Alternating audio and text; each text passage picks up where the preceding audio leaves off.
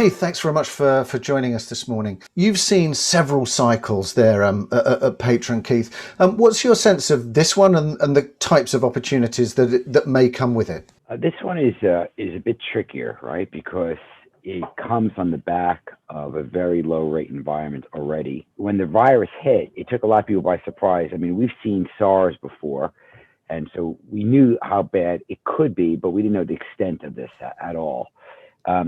So I think this is very different because obviously it's essentially a black swan shock. And the problem with this particular situation is that it's kind of a rolling shock, right? So we had the first wave, complete lockdown, total freak out, and then it recovered, right? And then you have the second wave, which is the variant, and that has yet another effect.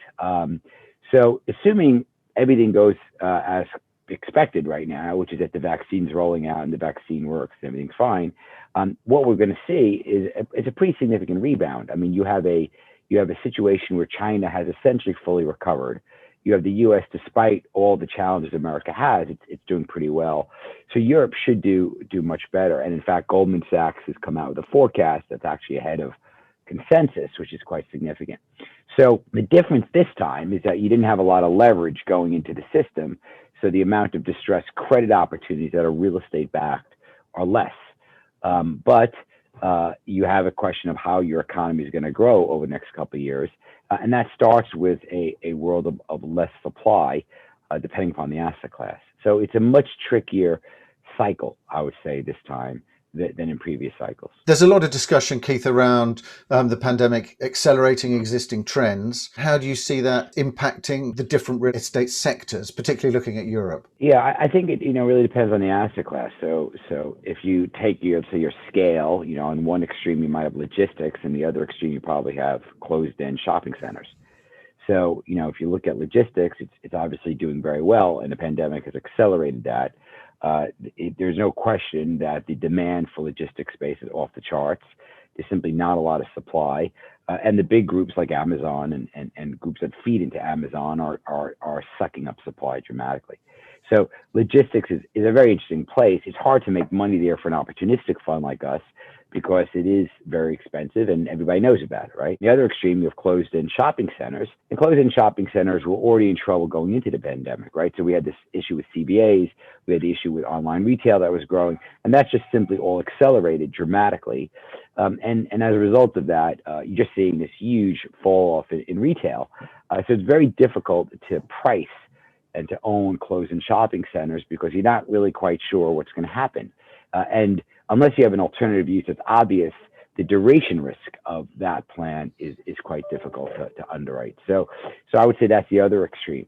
And then in the middle, you have getting closer to the logistics side is residential, right? Residential has done very, very well, partially on the back of stamp duty savings, but also just simply, of course, Europe, just cheap rates. I mean, it is very, very cheap to borrow money. So house prices and residential has proven to be a store of wealth, let's say. But it's interesting, and therefore, if you could feed into that sort of mid-market demand, which is what we like, could be really exciting. And then on the other side, going back to that retail side, you have hotels. So hospitality has clearly been affected by the pandemic. Europe is affected a little bit more than the US in that we rely heavily on airplanes, right? So if we can't fly between countries, or it's hard to fly between countries, and why do it?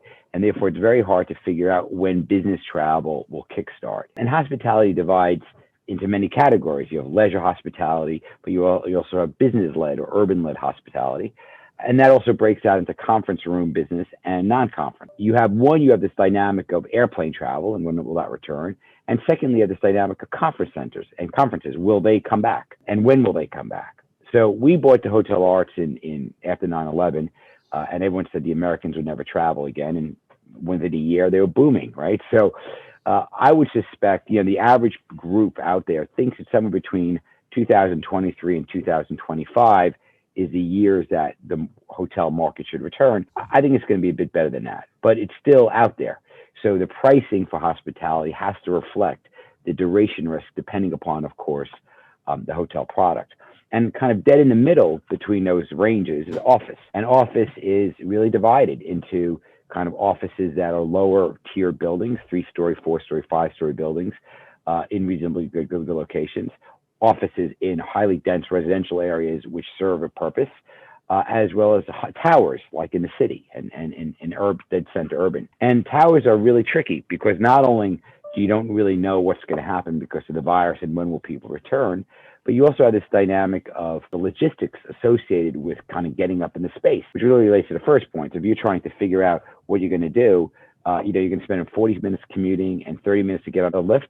It's kind of a hard one. The second aspect of that from an investor is office towers are quite big. So the quantum of money that you have to risk is significant. So you tend to think that a more interesting opportunity might be in what America calls suburban space. Here, it's a mixed bag. And that is interesting. I mean, the demand is significant. So we like that space as well. In summary, the pandemic has affected each property class a bit differently. But in general, the clear question of the pandemic is how long does it take for things to return? What is the duration that you have to underwrite in that investment? Really interesting, Keith, to get your views on this. Thanks very much for joining us. Sure. Thank you again. I appreciate it.